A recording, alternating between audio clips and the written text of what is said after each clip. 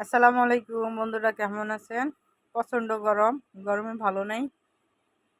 Fan চলতেছে, তারপরে মনে হয় যেন গরম হাওয়া বের হইতেছে এরকম। আর প্রাকৃতিক বাতাস আর বৈদ্যুতিক বাতাস অনেক পার্থক্য।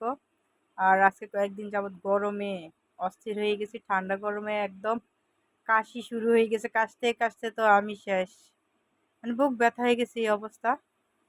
তো কারেন্ট তো থাকেই না।